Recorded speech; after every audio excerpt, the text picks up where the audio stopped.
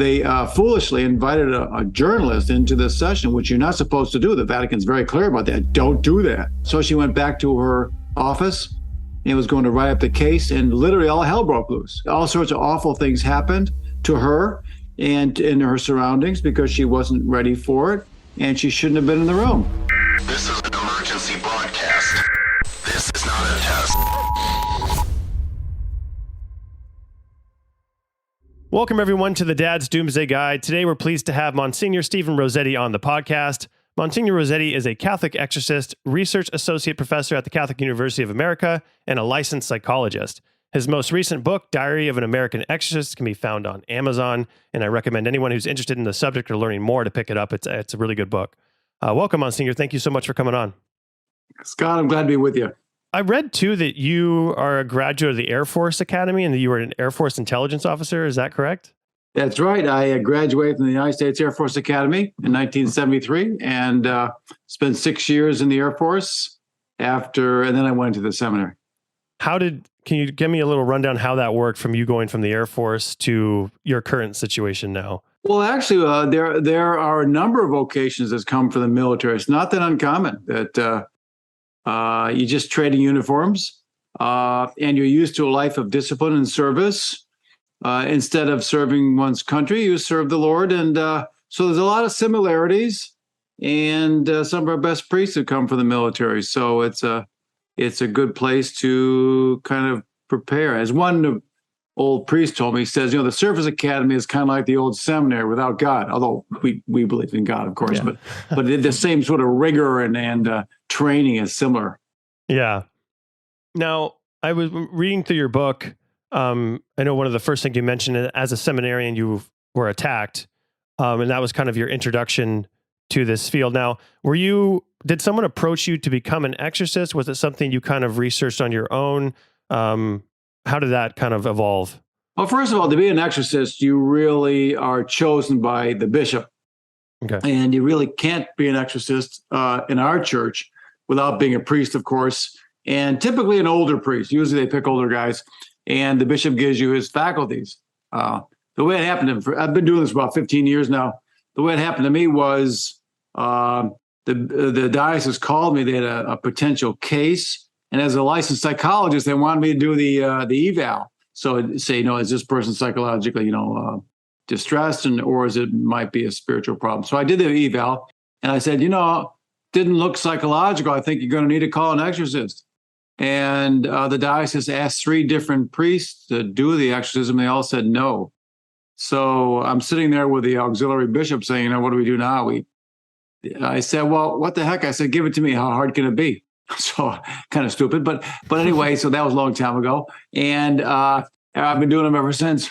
No one else would do it. Okay. Is it something that you find that people even within the church don't believe, or are they kind of timid or afraid to get involved with something like that? Like where do you see the spectrum in the church? Yes, to all those things. Okay. Especially my generation, there was less sort of belief or interest in this sort of thing. It's rising among the younger clergy, for example, the younger priests and younger people in general. The whole generation are more attuned to the presence of evil in the world for a variety of reasons. So I think my older generation, they either didn't believe it, or they were afraid of it, or they didn't really understand it and were not trained. And so what we're seeing now is a resurgence of awareness, training, and competence, frankly, in dealing with the issue. Now, I noticed there were a lot of reports, and maybe it started a few years ago, you probably know better than I, where it said Rome is starting to train more exorcists and getting that kind of revamped. Now, is that to counter something they saw within society, evil rising, reports rising? Well, it's an interesting question. Is it worse today with terms of Satan versus the past? Well, first of all, Satan's always been around. I mean, if you actually talk to people, even post-Vatican II, when people didn't talk about it much, but privately, people would tell you if they had problems. So Satan's never gone away. He didn't take a vacation. Mm-hmm. But today, I think people are more willing to speak about it. Is our situations worse today? That's hard to answer that. But I would say, as our practicing of the faith, the Christian faith, the Catholic faith, decreases, And as more people do more and more what we call occult stuff, witchcraft and Ouija boards and all that sort of thing, the more you do that and the less you practice your faith, the more problems you're going to have. And right now in America, for example, more people are practicing witchcraft. When I grew up, no one did pray. It wasn't even discussed, and now like it's kind of like I'm a witch, or all the tarot cards, all that kind of stuff. That's an invitation. You do that and you're opening yourself up to problems. And I noticed in the book you reference people, I believe, I might not get the term right. Is it gifted people or people who are able to see spiritual things, demons, angels? Yeah. Now, when you talk about gifts, and a lot of stuff is attributed to if you practice the occult, and like a demon may give you certain things to keep you kind of hooked on what they're doing with you. Yeah, we wouldn't call that a gift, by the way. That would be a curse, frankly. But, yeah. How do you differentiate between like when someone is truly gifted and has something from God? How do you start when they start noticing they have that ability? How do you start weeding out between, is this something demonic messing with me, or is it actually a gift from God? Well, no, it's interesting, Scott, that you're asking, because as you know, I have a weekly blog and called the Exorcist Diary, and we have 42,000 subscribers, so we have a great following and people seeing it, and I share experiences. And this week's one I'm working on right now is a common thing where someone comes up to me and says, I'm aware of evil when it's in present and when demons, that sort of thing. Am I possessed? Or am I spiritual sensitive? What am I? And so that's a real discernment. I mean, some people who are possessed recognize other possessed people, but some people have a special gift. For example, St. Catherine of Siena, famous mystic, famous female saint, great exorcist. Because of her holiness, she saw demons and she cast them out. Padre Pio, another great mystic. So it was not uncommon that great mystics and saints saw demons and through the power of Christ in them cast them out. And how many people, I guess, in your team or around you have that ability? Is it something that's... Well, we don't start counting faces. I mean, but we do have people and different kinds of charisms, but we screen them very carefully, because a lot of people say, I see demons, and they're just crazy, or it's in their head.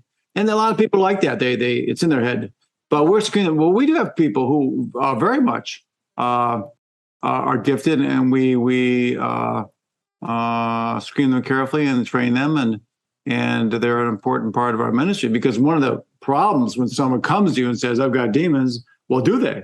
I mean, many of them, if not most of them, don't. It's just in their head, but some of them do. And our spiritual sensitives can help us discern that. And it's a rare thing, though. Like, it's not common for you to come across. I would say different levels are rare. Some who actually see them, I know very, very few of those. Okay. But for those who sense the presence of evil, there are more of them. So actually, the theologian would suggest that before the fall of Adam and Eve, in our pure state, if you will, before original sin, we all had that. We all were communing with the angels. And so we all had that preternatural gift in it, because that was part of who we are as spiritual people. But with the fall, it has marred, if you will, our spiritual capacities and crippled them in some ways. And so we lost most of that. But some people retain vestiges of them.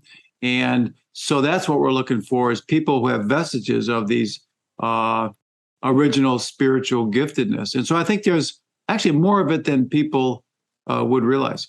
Interesting. And how do they describe, because you always see the classic image of an angel with wings, or you see a demon described as ugly. How are these people who are able to kind of talk about this and see these things, how do they describe angels and demons? Well, very interesting. First of all, of course, angels and demons are fallen angels, don't have bodies. They're purely spiritual beings. So they don't have a body per se. But angels are beautiful as they live in the presence of God, and demons are incredibly evil and incredibly ugly. As one person who was a great mystic said, the images you see on television of demons and evil is not even close. It's a comic book compared to how awful evil is. So Saint Faustina, famous Polish nun mystic, said that one of the seven sufferings of hell is the vision of Satan. She said, if you actually had a direct vision of Satan, she said, you would rather suffer all the sufferings of the world for eternity than one quick glimpse of how horrible Satan is. So we underestimate the real horror of sin and evil. It's just incredibly awful. Now, going through the cases in your book, it was, I mean, people would obviously read it. Some will believe it. Some won't. Even say in the beginning, like, this has happened. Nothing's exaggerated. Believe it or not. There's a couple cases that stuck out to me, though. One was you referred to him as Jason in the book. And you actually go back to it a few different times through the diary entries. Mm-hmm. His case seemed quite shocking, really. I mean, all the stuff that was happening to him. Can you describe that case a little bit, and then how is he doing now? Well, I do, as you implied, disguise cases and change genders and change all sorts of things so you can't tell who it is. Mm-hmm. And many of them are composites. For example, you have many cases which are very, so that's one thing that it's interesting, which confirms our ministry, is that you keep seeing the same things again and again and again and again. People don't know each other, and they're doing the same sorts of things because demons are the same. Or when we sit down with other exorcists, we've never spoken to each other before. We compare notes and find out that our experiences are very similar. So I would say those cases that you see in the book, Diary of American Exorcist, are very real. I mean, as I said, I changed. I not exaggerated nothing. All I did was, it's a diary. I shared my own experiences. That's all I did. I mean, I know some people don't believe it, but the problem is that do you really believe the truth about God and the truth about Satan? Mm-hmm. And it's hard for people to believe that someone would be that evil, but Satan is that evil, and not to be trifled with. One of the interesting things you say, and I've heard this from another exorcist that we interviewed, was if priests or exorcists enter into that battle without making sure their life is in order, or maybe clearing themselves through confession first, have you seen instances, and can you talk about anything, even if you're kind of protecting people's privacy, where a priest approached something and wasn't ready and it had it turn on them? And what typically happens in that? Yeah, no, there's no question about it, that not just priests, but laity too, which is why we're very careful about who is in the room. For example, a case, not but another exorcist, they foolishly invited a journalist into this session, which you're not supposed to do. The Vatican's very clear about that. Don't do that. So anyway, this woman came in. She was a journalist, and she went through the exorcism with the group. And so she went back to her, office, and was going to write up the case, and literally all hell broke loose. I mean, all sorts of awful things happened to her and in her surroundings because she wasn't ready for it, and she shouldn't have been in the room. And we've got one case right now where there's a severely possessed person, and people are kind of going to her orbit trying to help her, and you have all sorts of, and they get attacked themselves because they're not ready to be in the presence of that much evil. So we trust in Jesus, of course, and we live a holy life. But if you're not, you don't have that shield of protection, which is why I tell people they if they have problems or fright, they say, listen, practice the faith. For Catholics, we go to confession, we go to Mass, we go to Eucharist, and live a holy life. Jesus will protect you. But if you don't be too surprised. And what happens to you? And what are the limits of what can happen to you? I know you say demons can't kill you, but I mean, mm-hmm. You get some people who are driven into suicide. You get people who are abused physically with scratch marks. I mean, where are the limits here in the rules? I talked to a guy yesterday working with, he's been scratched. So they're clearly demonic scratches. He's got there are 3 scratches. I mean, they typically go in 3s, scratch, and they only show up, strange times and burned little triangles on his body. We've had people burned upside down crosses. So Satan he tries to frighten you people, but God won't let Satan directly kill you. He won't, can't, never has. With us, he can try to get you to commit suicide, if you mention, and I'm convinced that more than a few people commit suicide, do so because Satan's, jabbing in their ear and pushing them. Mm-hmm. But in the end, it's your own choice. So I would say Satan's on a tight leash. God allows him to tempt us, and sometimes if you're possessed, he can actually torture people. But I've never seen him maim anyone. No permanent injuries. No, he's always saying, "I'm going to give you a heart attack." No, he's not. I'm going to get you. You're going to have cancer. No, you might think you do, but you don't. All the cases we've had, they have these faux illnesses, but there's a real limit of what God allows Satan to do. And what for you, is there a particular case that's most unsettling? And is it something that, I mean, I know when you have, a strong faith and a belief in Jesus and that it can't harm you in the end, but is there something that has stuck with you over the many years you've done this and the many cases you've encountered? Stuck with lots of things stick with me, I don't want to use the word unnerved, because when we talk to other exorcists, it's not like, I don't think it's the same as like me walking into a room and seeing this and being like, oh my God, this is so overwhelming and fearful. People do get unnerved by by the presence of evil. For example, sometimes, people say, they often say, the picture flew off the wall, and they say, oh my gosh, what should we do? I say, well, put it back. And the idea is that, Satan tries to manipulate people by frightening them.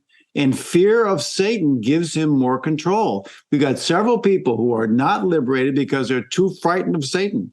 You've got to trust in Jesus. Satan is a dust bunny compared to Jesus. He's nothing.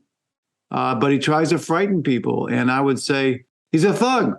He tries to frighten people. And that's why it's so important to have a strong faith. He said, don't let him bug you too much. It's a famous saint. I think it was John Vianney or St. Catherine, one of them. They were in bed one night, and the bed starts shaking and all sorts of stuff. And, he or she looks up and he goes, oh, he sees the demon, he says, only you, and goes back to sleep. That's the right response. Really? It's only you. And also, is that the best he can do? Shake my bed a little bit and throw crucifixes around? That's what a 9-year-old would do. Basically, they act like a bunch of 9-year-olds. Mm-hmm. So they're trying to frighten you, and they throw little antics. We call them demonic antics, And now, have you been personally attacked, and has anything? Of course. If you're an exorcist, you seriously do cases, and you have a lot of, you're going to enter the fray. But God takes care of us. He's, mm-hmm. It's a great grace actually to be in this ministry that. The Lord gives you great grace. Your God is generous. He's not going to let you be overwhelmed or be less generous. If you enter the phrase, God is just generous. If you give him a nickel, he'll give you $1,000 back. Every time you give God a little nickel, he's going to shower with you with riches. So you can't outdo God in generosity. Can someone be possessed and you not know it? Because I know a lot of people don't. Or seem to have a reaction when the religious objects come into the picture, or they try to go to their house of worship. And could someone have a problem and just maybe not be a churchgoer, and so you never encounter that? Yeah, I do think so. For example, when someone comes in and says they've got problems, I ask 2 questions in my own head first. Why you and why now? In other words, why you? How did you get these demons?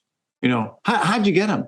And then 2, why now? See, people can have a demonic presence and not know it, but then sometimes they'll convert to the Catholic faith. They'll go through the RCIA program to join the faith.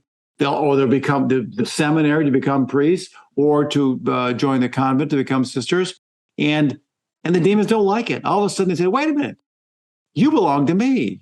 And they say, you can't become a priest, you can't become a nun, you can't become a Catholic, whatever. So they go berserk. And then you had those demons, and now they're kicking up. Mm-hmm. So they can be kind of quiet, and as long as you're living a nice, good, secular or evil life, they're pretty happy. Regarding all the occult stuff, and kind of like you said, it's kind of on the uptick in terms of magic and like good witches and all this other kind of stuff. Now I have to confess, I have used a Ouija board. Oh, actually, it wasn't a Ouija board. It was like a chalk, and you turn it upside down, and it was like right.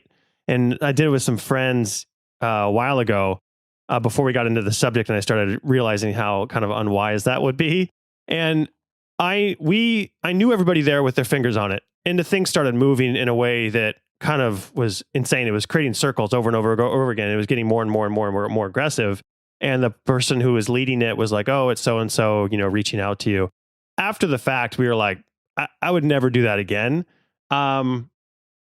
Is there an element of subconscious at work there where it can be like just a phenomena of a game, or is it always something is it working, right? Because you have a majority of the population think that a Ouija board is a game that you buy in a store and there's nothing supernatural about it. How do you come down on that with what you've seen? Are you familiar with the movie The Exorcist Yes. in the 1970s? Yeah, everybody is. It's based on a true case. And by the way, you can buy the notes, the Jesuit who did the exorcism in a book. I think it's called The Exorcist Diary, which is a similar title to my book. But basically it's based on a real case. A 12-year-old boy, who actually wasn't a boy, it was a boy, not a girl. And he got possessed. He really was possessed. You read the notes, you can tell it. The kid was possessed for sure. And how he got possessed was using a Ouija board for months. So you use a Ouija board once or twice, maybe, who knows what'll happen, but you keep doing it. You keep inviting in some unnamed spiritual forces, and eventually, you keep giving Satan an invitation. Pretty soon, he's going to take you up on it. Mm. So, while there's no doubt that a lot of psychological stuff can happen in Ouija boards, but also, a spiritual thing can happen, and we have cases where they have, and it gets pretty ugly. Would the Ouija board kind of be the top of the list in terms of those kind of things? I mean, minus, more about the casual use. All of them, Charlie, tarot cards, basically all these things, or even Reiki, for example. When you invite in unnamed spiritual forces, and you might even want to say, well, I'm inviting in the spirit of the earth. There's no spirit of the earth. I mean, you're inviting. What are you getting? Well, I'm inviting some ancient druid forces. I mean, I hear this all the time, or the power of the feminine and the witchcraft, or basically any of this sort of unnamed spiritual forces. You're not sure what you're going to get. Mm-hmm. If you ain't asking for God, then you're not quite sure what you're going to get, and sometimes be unhappy about what you did get. So any of these sorts of things, we call them divinations, and basically it's an invitation, an open invitation that the evil one may take you up on. And now you go over a few names in the book regarding some of the higher ranking demons, and it was interesting to hear about the hierarchy you talked about, and also the fact that they abuse each other. And obviously, I think you mentioned the book, you come across Satan. Was it once or twice in your time doing this? And how does that different from the other ones? Well, angels live in a hierarchy, a very strict hierarchy. The angels in heaven do, and it's, but they're all united in love. So it's not like a lockstep military organization. Although they are often shown with swords and spears, but they're really the swords and spears of Christ, the truth of Jesus. But demons retain their rank when they fall, of course, because that's the way they're made. And so Lucifer is the top of the food chain, and then there's got a bunch of lieutenants, Beelzebub and Lilith and all these lieutenants in hell. Baal, there's a whole bunch of them who are his lieutenants, and then you go all the way down the chain into the smaller demons and the minor ones you never heard of, and they're probably they're untold number, billions, probably maybe more, trillions, who knows, of fallen angels. So yeah, they retain their rank, and when we encounter a possessed person, there's someone's in charge. Typically, there's going to be a senior demon or higher ranking demon who is leading the pack. And unfortunately, if you get one of the bigger ones, like Beelzebub or someone like that, or Baal, you're in for a bigger fight. It's going to be more difficult to cast out one of these major lieutenants of hell. Jesus does, of course, but it's a bit more of a fight. Yeah, some of the length of those things seems pretty daunting, especially probably for the person going through it when you have to kind of weed out many. Now, did you ever see a pattern to when these higher ranking ones would be involved with someone? Was it attributed to what they were doing, or was it? Yeah, the worst sins, the worse you sin, the worse the sin that got you possessed, the more power the demons have. Okay. So I found that, for example, some people have demons, and it's not their fault. I mean, we've had people come in, and their parents were witches or whatever, or into Santeria or all those sorts of, or voodoo or whatever. And so their kids grew up with this in the family, and then they become adults, they renounce it. But because of their parents and their family's involvement, they have some demonic stuff themselves. So they come in and we pray over them, and typically you'll get rid of them a lot faster because they're really not culpable. They didn't do it themselves. I see. But when a person practices divination, for example, when there someone like, for example, I've got one woman who practiced witchcraft for about 10 years. That's going to take a long time to get rid of those demons. She did this. She practiced witchcraft, and those spirits of divination are dug in, and it's going to be a fight. It's going to take a few years to get rid of them. Yeah, there's this conception I've seen online when we posted some of the other clips from The Exorcist that people were like, no, it doesn't take years. It's quick. All you have to do is invoke Jesus and it's gone. And then, I don't know, is that ignorance? Is it, what is Yeah, it's ignorance. I mean, basically, we do this as part of our ministry day in and day out. And sometimes they are cast out quickly. But I wish it was that easy. Yeah, we have lots of kids. It can go anywhere from a couple sessions to we had one that took 5 years. She's doing fine now, but that she came from a family that performed abortions. It's a horrible crime, regardless of what people think. And but she didn't do it, but her family wasn't. She was severely possessed. It took 5 years to get rid of them. So would it be fair to say that angel appearance? Because you said, they don't have bodies. It's such a funny thing that you just automatically think, oh, they have bodies. But would it be fair to say that they manifest to the person for the purpose of acceptance, or for them to kind of not be freaked out? Well, in a demon's case, they want you to be afraid. But in the angel case, they're going to come maybe to a form that you find appealing. Typically, when the mystics talk about their visions of angels and demons, I mean, the angels look like they're beautiful. Sometimes they don't have wings, but sometimes they do appear with wings, but they don't really have wings. I mean, it's a sign of their fleetness and speed of the angel, but yeah, they appear in a form that the human person can understand. And demons, of course, are always incredibly ugly, deformed, blacker than black, and often like deformed beasts. The beasts that they are, these naked, deformed beasts. The description of the use of the snake eyes and the pinpoint pupils, and I guess that kind of leads into the psychology aspect of it. When you're differentiating between these two things, and could it be, I think there's a term, what, DID, that's thrown around a lot now. I'm sure some of those symptoms like that doesn't occur with any kind of psychological illness. Well, I mean, obviously, as a licensed psychologist, it's very helpful for me because I do know the difference between schizophrenia, DID, dissociative identity disorder, multiple personality disorders, and sort of psychosis and possession.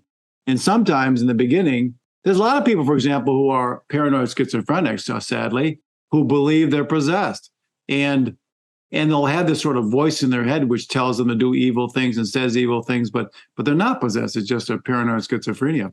A DID. Dissociative identity disorder, multiple personality disorders. That's very different than a real possession case, and you start working with them enough, and you'll see the difference between them. Not the same thing, of course.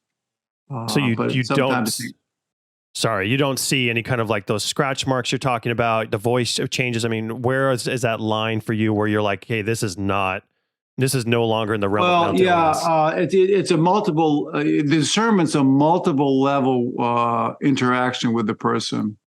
But I do have a sense of when someone really is psychotic and it doesn't feel the same, it doesn't look the same as a DID, So I get a lot of people who come to me with psychosis, but they're not possessed. I pray a little prayer for healing for them and tell them to see your psychiatrist, take your medications, and I feel very bad for them because they're horrible diseases, but it's not demons. And when I originally emailed you, I mentioned that I wanted to talk about suffering with you a little bit and belief in God and how my father passed away and the difficulty in the anger I have toward that. And for you, how are you, as a man of faith, melt those two together? A loving God, suffering, sometimes, and I'm not talking about like, personal choices that kind of put you in a bad spot, but like natural disasters, kids with diseases. Like, how do you make this sense in your head? And for people like me who kind of struggle with it? Yeah, well, I would say that's probably the number one challenge of the faith. If people say, There's so much evil in the world. Why does God allow this? Mm-hmm. So there's no question about that. That's a personal challenge for all of us in the faith. And of course, in Christianity, we come up with some basic guidelines. We say God is good. God did not create evil. God created us. That's the whole story of Adam and Eve. God created us to be good and did not create evil. Satan, Lucifer, whatever, was created good. He chose to reject God and chose evil. Adam and Eve chose to reject God and commit sin. So the result of those choices that God honors, he gives us free will because, frankly, you can't love truly without having free will. Otherwise, you're kind of slaves, Mm-hmm. I mean, your gerbil can't love the way you can. You have free will. But with that free will comes an incredible freedom and responsibility. And the evil in this world that's here, that we all suffer, is a result of human beings and angels falling and committing sin. Now, you say, well, why doesn't God do something about it? He did. He sent Jesus. And the death of Jesus, his death and resurrection, saved us. Does it stop us from suffering? No. Does he understand suffering? Yeah, he went through it. If we suffer in faith, he will make that suffering a source of grace and our own sanctification. So why does God allow demons to beat up Padre Pio? Well, he was a great saint. And St. John Vianney, for example, when the demons would beat him up at night, he would say, the demons were tough. The grippin, he called them the grippin. The grippin was, beat me up last night.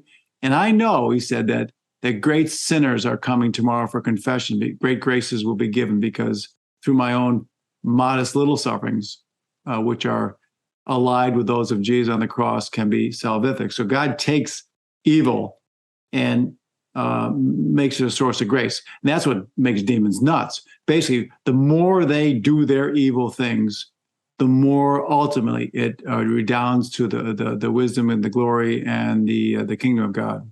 Well said. What should people do if they're afraid? Well, there's also a sort of natural fear. But if you're there at night at 3:00 in the morning, all of a sudden something goes thump and your picture flows off the wall, you get shoved down the stairs, which I've been, and you get a little nervous by that. Basically, say a little prayer. I sleep with my rosary beads, and I ask our Blessed Mother to protect me. She does. So whenever we are a little bit frightened, we can be, of course, we're human beings. We just say a prayer and ask the Lord and Jesus to protect us. Do you have a particular prayer that you find most useful in those situations? People ask me that all the time. Say, Father, I got the situation. I want the prayer that's going to work. Well, I mean, yeah. Well, I understand. I mean, we do have specific kinds of prayers, but we got to be careful not to be involved in magic. That's magic. See, if I say the right prayer, this will solve my problem. No, I just look to the Lord and say, Lord, I need some help here, And I would say prayer from the heart. I mean, we can use those rote prayers, which are good. The Our Father, the Hail Mary, the St. Michael prayer. But in the end, it's an affair of the heart. Lord, help, help. Before I let you go here, biggest things someone can do who's struggling with their faith or who hasn't given up on it, right? But they're still bogged down by like the suffering aspect and different things going on, to not fall into that, I think, a vicious cycle of kind of despair and kind of like emptiness. Do you find there's a path, right? Keep seeking, keep pushing, and you'll come out of that darkness? Or how do you look at that? Yeah, well, I would say regular daily prayer would be key. I would say regular daily prayer would be key. And living a good life, stop sinning. I mean, when you commit sins, you tie yourself to the dark kingdom. Number two. And I would say, for Catholics, go to Mass, go to confession, go to communion. In other words, fortify yourself. Do those things which promote the faith. And sometimes I've got this little prayer I like to say at night. Lord, I choose to believe. I choose to trust you. I choose to love you. I might not feel like it right now, but ultimately these are choices. They're not emotions. That's a mistake Americans make. They're big into emotions, but emotions are come and go and come and go. No. I choose to believe. I choose to trust God. and I choose to love God. That's good. And lastly, past loved ones, when people are like, oh, someone passed away and you're looking for signs or things are happening in the house. Is that possible? Or is it, demonic? Do you feel threatened? Do you feel safe? Will you know the difference? Well, the church doesn't really say anything about spirits that are not demons. We do believe in demons, of course, obviously. But can people, loved ones, contact us? If God allows it, of course. I mean, and saints have been contacted by souls in purgatory or whatever. Well, so whatever God allows can take place. Now, I think many times people say I've got ghosts and they really got demons. So I'll be careful about that. Many ghost sightings are not really ghosts, but they're demons. However, can my loved ones contact me beyond the grave if God allows it? Do we do mediums and some of them? Absolutely not. Then you open yourself up to God knows what. Mm-hmm. But I know more than a few people who believe a departed loved one, gave them a little sign. And I personally believe that God sometimes allows this. So if it's increasing in like aggressiveness or getting worse or hanging around too long, that's a sign like, hey, I should go get some spiritual help. Yeah, no, anytime these things become aggressive, negative, or whatever, that's probably a demon. And what usually happens, the situation is that it starts by being nice. I'm really a friendly ghost. I'm Casper the friendly ghost. They think that, and so isn't this cute? We call him Marvin or whatever. Marvin's our friendly family ghost. And Marvin seemed like a pretty decent chap here for a few months until you got a nice little cozy relationship with Marvin. And all of a sudden, Marvin starts turning ugly.